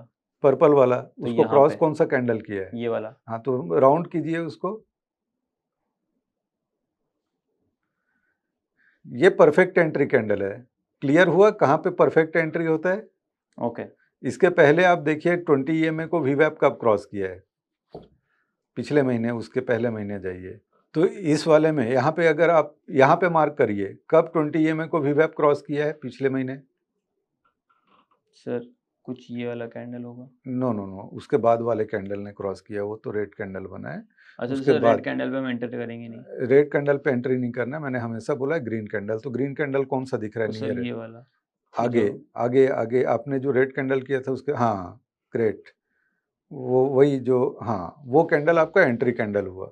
तो आप मंथली पिक्चर देख रहे हो, देखिए, और वो एग्जैक्टली कौन से लेवल तक गया है? अपने सर ये तो S2 तक गए। R2। R2 sorry. तो वो हमारा अल्टीमेट टारगेट होता है। जैसे R1 प्रीवियस मंथ हाई के ऊपर देखिए कि स्ट्रॉन्ग कैंडल बना।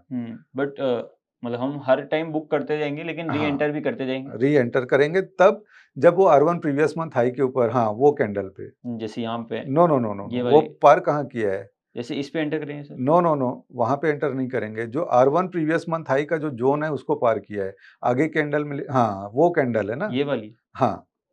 ओके, जो प्रीवियस मंथ हाई को R1 और प्रीवियस मंथ हाई दोनों एक जोन है, उसके बीच में 2-3 दिन बिताया है, उसमें हमको एंट्री नहीं करना है। अच्छा, वो जिस दिन वो R1 प्रीवियस मंथ हाई को क्रॉस किया है, हमारा री एंट्री होगा, क्योंकि हम पोजिशनल लेके जा रहे हैं ना। तो पोजिशनल के लिए हमको चाहिए कि आगे रुकावट ना रहे। तो वो उस ग्रीन कैंडल के बाद नेक्स्ट लेवल तक कोई रुकावट नहीं था ना, जो स्ट्रॉन्ग ग्रीन कैंडल बना। 200 पॉइंट का मूव मिस हो गया लगभग। तो उससे हमको कोई लेना देना नहीं है, ओके।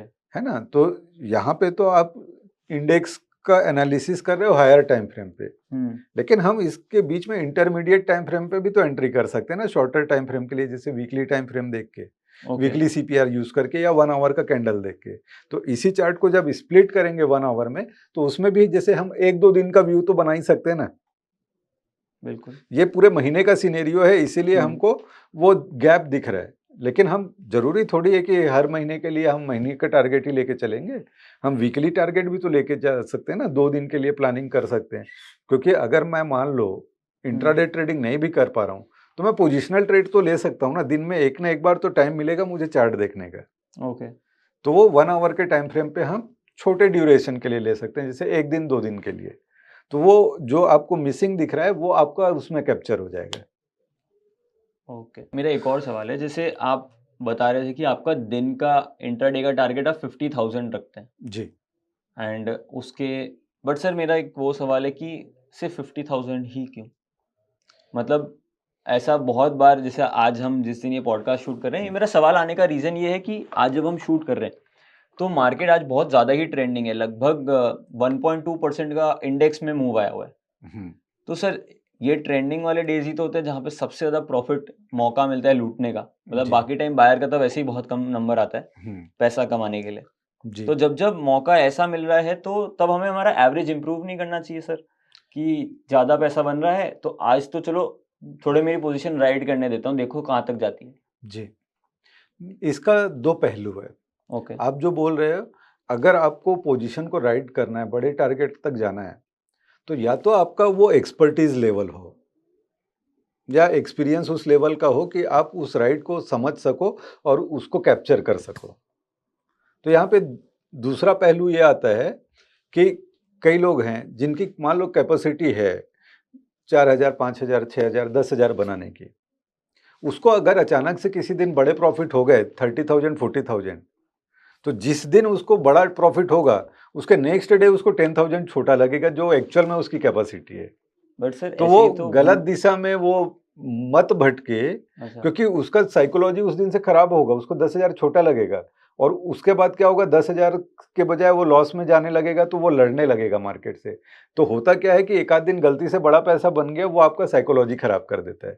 और वो लड़ते लड़ते क्या होता है कि वो जो एक पर्टिकुलर डे में बड़ा अमाउंट बनाया है, वो अमाउंट तो जाता ही जाता है और साथ में जो पास्ट में जो प्रॉफिट बनाया है वो भी चला जाता है। और ऐसा स्थिति आ जाता है कि वो अपने कैपिटल को भी इरोड कर बैठता है। इसीलिए आप बड़े प्रॉफिट को तभी एक्सेप्ट करिए या राइड करने की कोशिश करिए जब आप में वो क्षमता हो कि आप बड़े प्रॉफिट को भी डाइजेस्ट कर सकें और अपना जो रेगुलर जो आपकी कैपेसिटी के हिसाब से प्रॉफिट है उस लेवल पे आप सस्टेन कर सकें। क्योंकि ओके, एक नॉर्मल टेंडेंसी है कि अगर आपको बड़ा प्रॉफिट गलती से कभी हो गया, तो आपको फिर जो आपका रेगुलर कैपेसिटी में जो नेचुरली आपका बनने वाला है रोज का प्रॉफिट, जिसके लिए आप मेंटली प्रिपेयर्ड हो और आप टेक्निकली भी साउंड हो, हम्म, वो लेवल आपको छोटा लगने लगता है। यही माइंडसेट खराब करता है। और जो भी आप देखे होंगे, कई लोग बोलते हैं ना प्रॉफिट पूरे 20 दिन तक प्रॉफिट में रहे और 21वें दिन पूरा 20 दिन का प्रॉफिट एक साथ चला गया। उसका कारण वही है कि इसी टाइप का सिचुएशन आता है कि अचानक से किसी दिन बड़ा प्रॉफिट बन गया, उसके बाद जो उसका रेगुलर कैपेसिटी में जो प्रॉफिट है वो छोटा लगने लगता है। फिर वो फाइट करने के मूड में आता है, फाइट करते करते क्या है कि पूरा साइकोलॉजी बिगड़ जाता है और वो प्रॉफिट से लॉस में आ जाता है। बट सर ये कैपिटल मैनेजमेंट वाला इशू ज़्यादा बड़ा हो गया है रादर देन रिस्क मैनेजमेंट वाला। जी। ये क्योंकि मान लेते हैं आज एक, मैं ही मेरी बात कर लूँ, आज मैं एक छोटा ट्रेडर हूँ, मैं 10,000 रुपये इंटरडे में ट्रेड करता हूँ, जी। बट और मैं लगाता भी मान लो 20,000 रुपये लगाता हूँ मैं दिन के। जी। ठीक है, आज मेरा 10,000 का प्रॉफिट हो गया। मैं यूजुअली चलो 10, ये तो बहुत ज़्यादा बोल रहा हूँ मैं, चलो मान लेते हैं 30,000 रुपये लगाता हूँ और 10,000 रुपये दिन का निकाल लेता हूँ इंटरडे के, जी। जब जब मेरे को मेरे ट्रेड्स दिखते हैं जी। तो मैं लगभग 30% के आसपास कमाता हूँ। बट किसी दिन मेरे को सर ज़्यादा प्रॉफिट हो गया, तो इसका मतलब ये नहीं है कि मैं अगले दिन भी आके 50,000 लगाने लग जाऊँगा। जो आपकी बात कहोगे तो वो एकदम सही हो जाएगा, अगर जी। मैं 50,000 लगा रहा हूँ तो बहुत गलत बात है। बिल्कुल। बट अगर सर मेरे को ऐसे दिन मिल रहे हैं जहाँ पर मेरा ट्रेड बहुत अच्छा चल रहा है, कंटिन्यूअसली मेरा भी रिदम बना हुआ है मार्केट के साथ कि मेरे बहुत काफ़ी पॉजिटिव डेज निकल रहे हैं, जी। 30,000 मैंने लगाए और मैंने काफ़ी अच्छा ट्रेड पकड़ा कि मेरे एक ट्रेड में 20,000 बन गए, 15,000 बनने लग गए, 50%, 60% भी बन रहा है। तो सर ऐसे टाइम पे मेरे को वो क्यों छोड़ना चाहिए? वो देखिए, वो टाइमिंग के लिए कई बार मार्केट में मूवमेंट या मोमेंटम उस टाइप से होता है कि वो बन जाते हैं, कई बार बन जाते हैं। आप देखेंगे कंटिन्यू हर दिन बन रहा है, लेकिन वो आपको कहीं ना कहीं आपका जो माइंड सेट है उसको पूरा डिस्ट्रैक्ट करने के लिए काफ़ी है। इसीलिए मैं बोलता हूँ कि जैसे आज भी आपने देखा, सुबेरे हमने साथ में ट्रेड किया और मेरा 55,000 प्रॉफिट हुआ, मैंने कट कर दिया, है ना। तो जंप करके 55 हुआ, न कि मैं 55 के लिए तैयार था। मैं तो 50 पे कट करता हूँ, लेकिन वो मूवमेंट ही इतना फास्ट था कि वो डायरेक्ट मैंने क्रॉस किया, मैंने कट किया, वो 55 हो गया।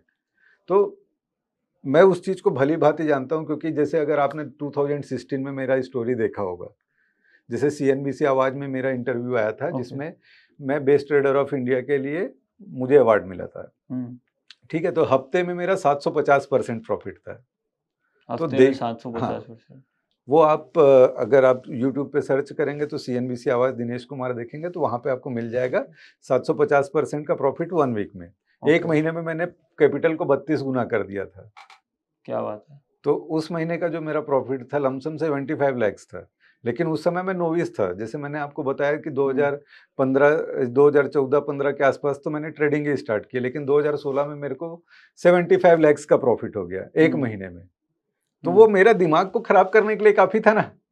क्योंकि मेरी कैपेसिटी तो थी नहीं, but all of a sudden market में मूवमेंट भी वैसा मिल रहा था और मैंने प्रॉफिट बड़े लेने के लिए अपने स्ट्रेटेजी को उसी तरीके से लेके गया कि बड़े प्रॉफिट बन गए।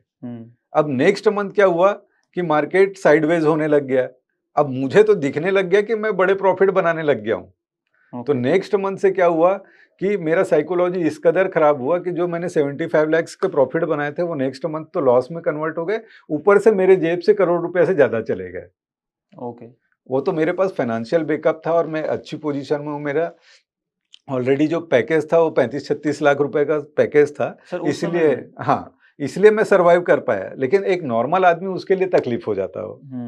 ठीक है, मेरे पास मेरे बैंक लोन हो गए, इधर उधर से मैंने फंड भी अरेंज किए थे, तो कुल मिला के मैं बड़े डेंट में चला गया।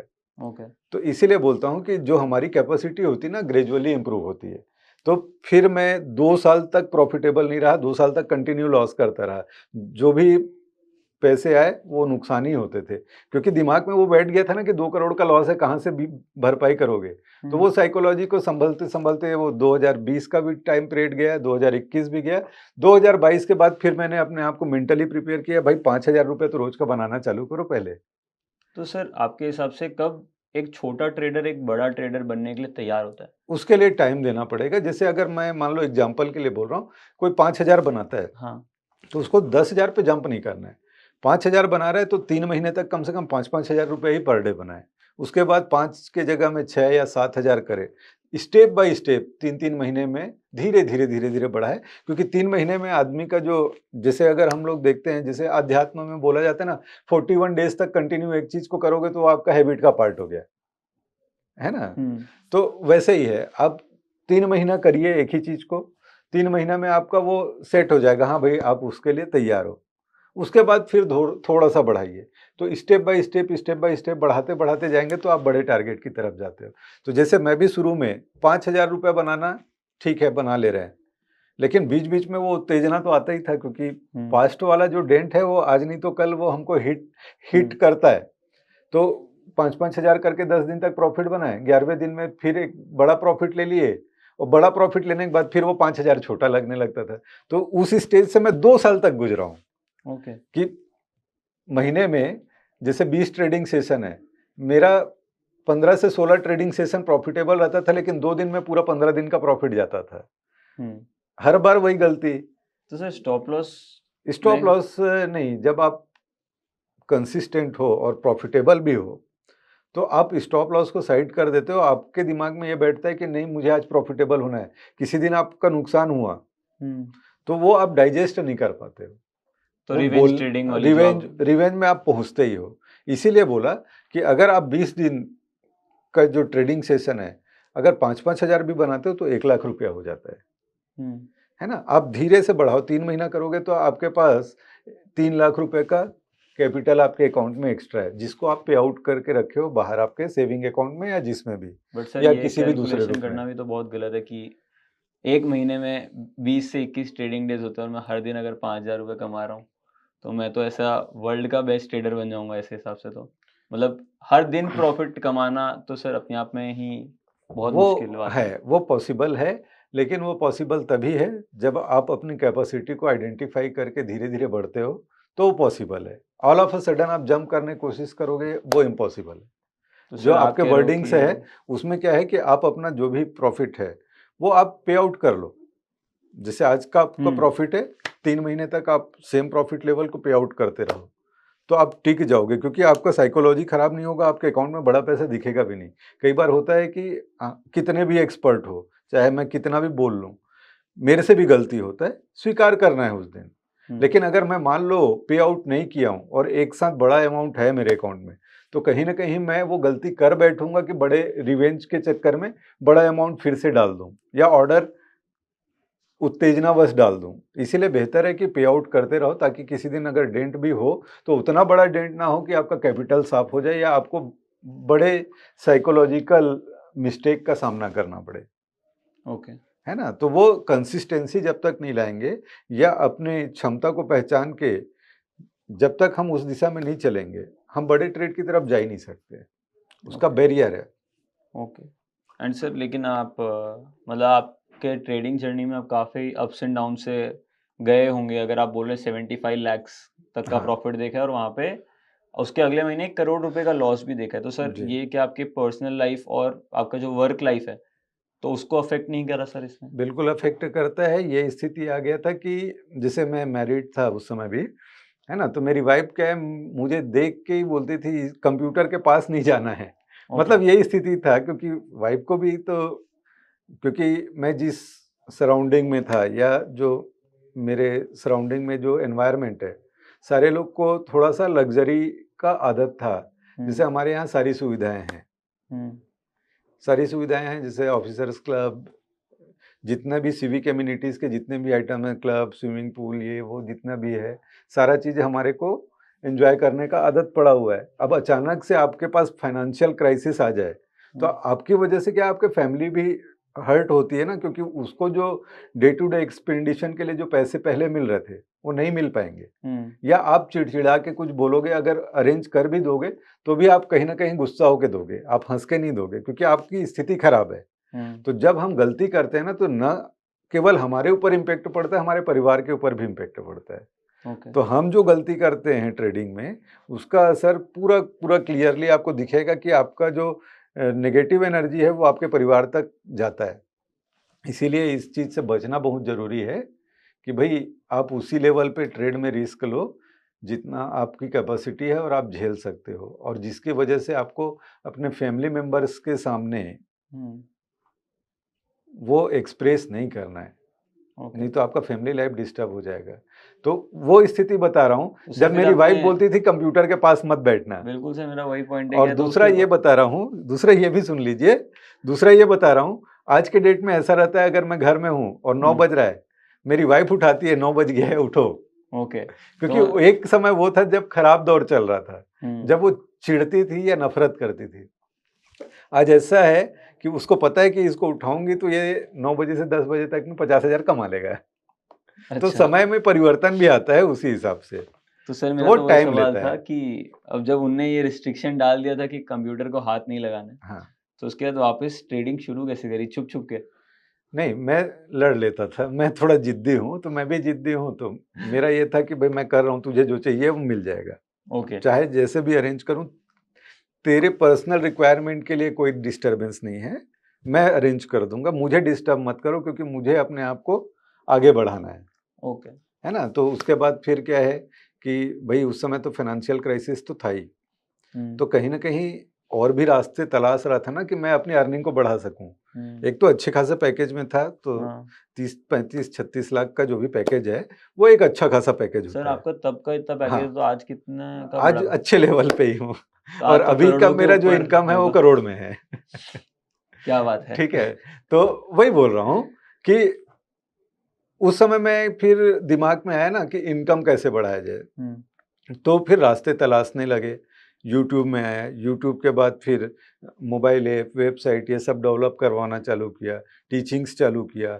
सब ब्रोकरशिप लिया, ऐसे करके मैंने फिर अपना रिवेन्यू सोर्स को डाइवर्सिफाई किया। तो क्या है, जब आपके पास पैसे का फ्लो बढ़ जाता है ना, कॉन्फिडेंस अपने आप आता है, क्योंकि आपका डर खत्म हो गया ना।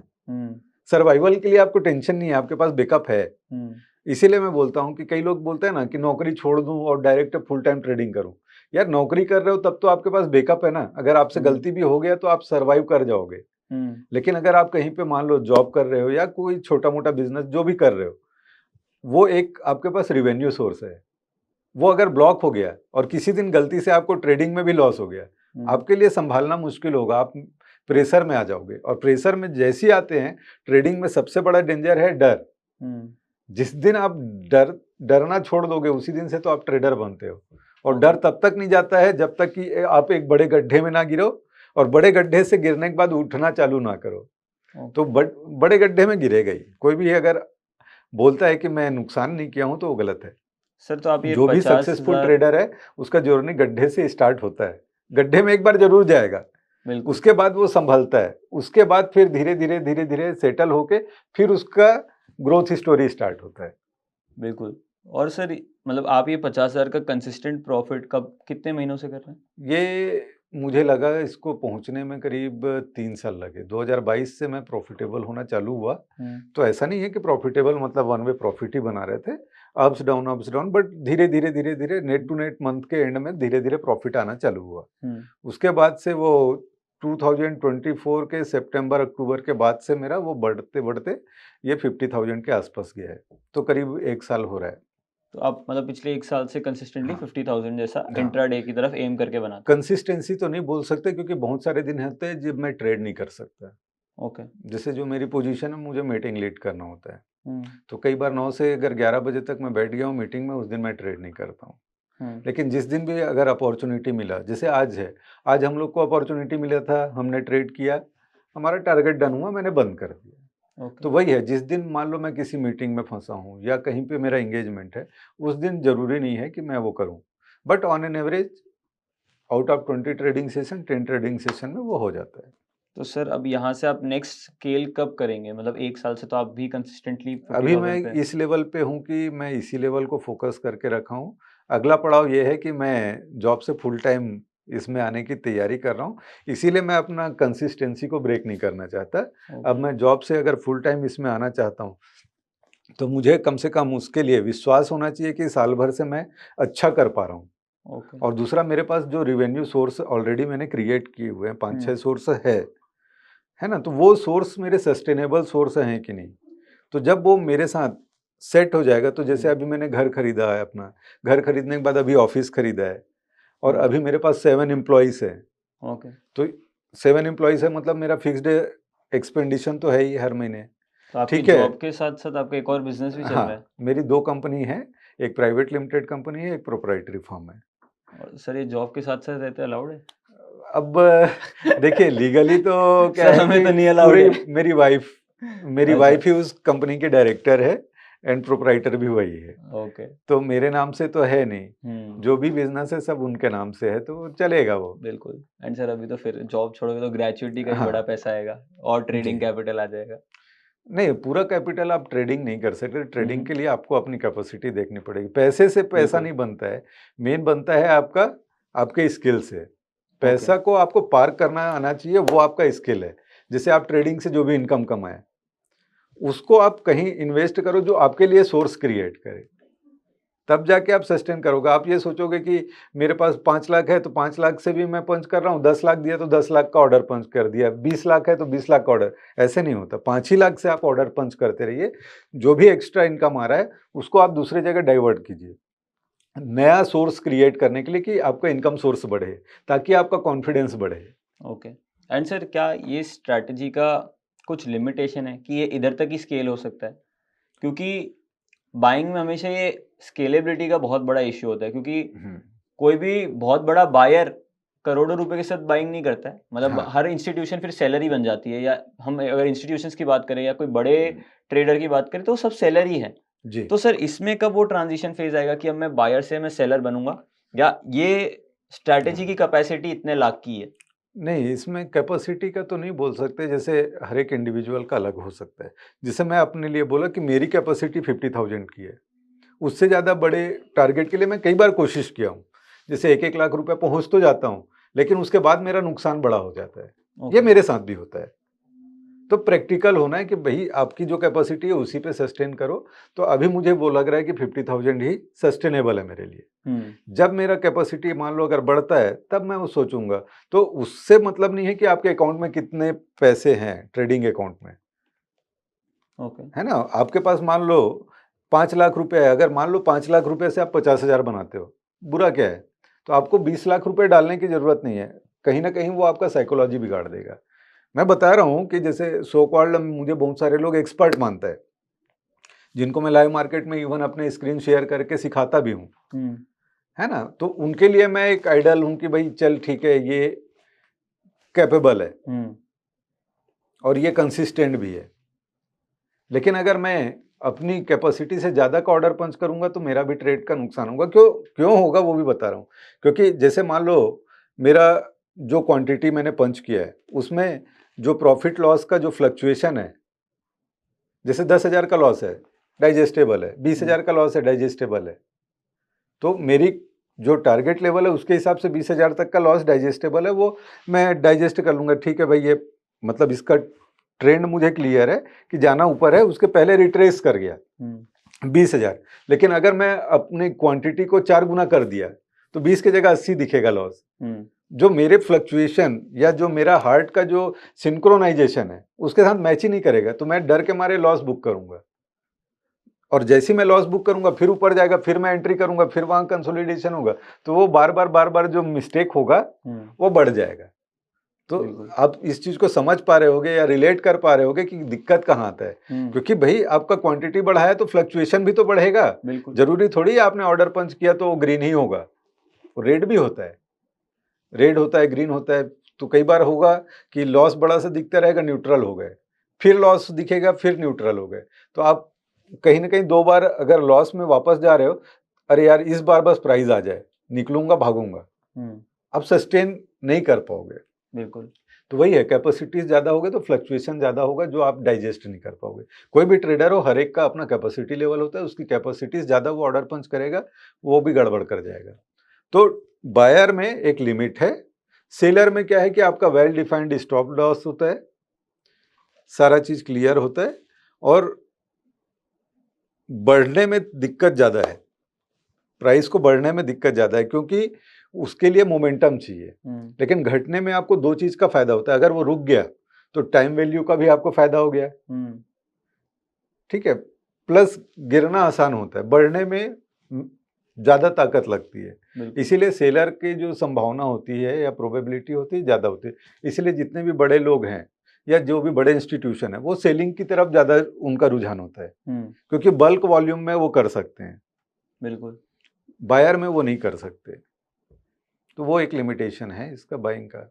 बाइंग एक सर्टेन लेवल तक है, उसके बाद आपको सेलिंग में आना ही पड़ेगा, करेक्ट, या हेज्ड पोजीशन में जाना पड़ेगा, क्योंकि आप बड़ा अमाउंट को नेकेड नहीं कर सकते, वो टफ है। ओके सर, तो आई होप आप सभी को भी काफ़ी मज़ा आया होगा ये कॉन्वर्सेशन सुन के, एंड इसमें कुछ ना कुछ लर्निंग्स आपको भी मिली होगी, एंड कुछ ऐसे पॉइंट्स भी होंगे जिससे आपने भी कनेक्ट किया होगा। एंड सर, जाने के पहले अगर आपको कुछ 2 शब्द कहने हैं हमारे ऑडियंस को लास्ट कंक्लूजन के लिए। जी, मेरा सभी ऑडियंस के लिए एक ही है कि भाई जो भी आप सेटअप यूज़ करते हो, चाहे कोई भी सेटअप यूज़ करते हो जिसमें आप कंफर्टेबल हो, आप उसी सेटअप के ऊपर हमेशा प्रैक्टिस कीजिए। और एक ही सेटअप के ऊपर जब बार बार प्रैक्टिस करेंगे, डेफिनेटली आप उस सेटअप के मास्टर होंगे। जैसे मैंने एग्जांपल भी दिया ना कि स्कूल जाने के रास्ते में, जैसे हम स्कूल जाते थे घर से तो पैदल जाते थे, तो हमको पता था ना कहाँ पे गड्ढा आएगा, कहाँ पे ब्रेकर आएगा, कहाँ पे रोड खराब है और कहाँ पे स्मूथ है, सारा चीज़ हमको पता चल जाता है। तो हम रोज अगर उसी रास्ते से जाएंगे तो हमको क्या है कि ज़्यादा दिमाग लगाने की ज़रूरत नहीं पड़ेगा, ऑटोमेटिकली हमारा स्पीड कम हो जाएगा जहाँ पे गड़बड़ होने वाला जगह है। जहाँ पे स्मूथ रहेगा हम स्पीड बढ़ा लेंगे। वैसे ही आप जब एक ही ट्रेडिंग सिस्टम को फॉलो करोगे या एक ही सेटअप को फॉलो करोगे, तो आपका मास्टरी उस लेवल पे हो जाएगा, आपको दिखना चालू हो जाएगा कि कहाँ पे मुझे क्वांटिटी ज़्यादा करना है, कहाँ क्वांटिटी कम करना है, कहाँ पे है कि हम इंतज़ार कर लें या इस बैरियर को पार होने दें तब एंट्री करेंगे। तो वो सारा चीज़ आपको धीरे-धीरे, धीरे-धीरे एक ही सेटअप के ऊपर जब आप प्रैक्टिस करोगे तो दिखना चालू हो जाता है। जिस दिन वो दिखना आपको चालू हो गया और आप अपने कंसिस्टेंसी पे काम कर लिए, आपका सफलता का रास्ता खुल जाएगा। बिल्कुल। तो आई होप आपको इससे कुछ ना कुछ सीखने को मिला होगा, और अगर ये पॉडकास्ट अच्छा लगा है तो फटाफट से वो लाइक बटन को दबा दीजिए और इस चैनल को सब्सक्राइब कर दीजिए ताकि ऐसे इंटरेस्टिंग पॉडकास्ट आप तक सबसे पहले पहुंचे। तो मिलते हैं अगले पॉडकास्ट में।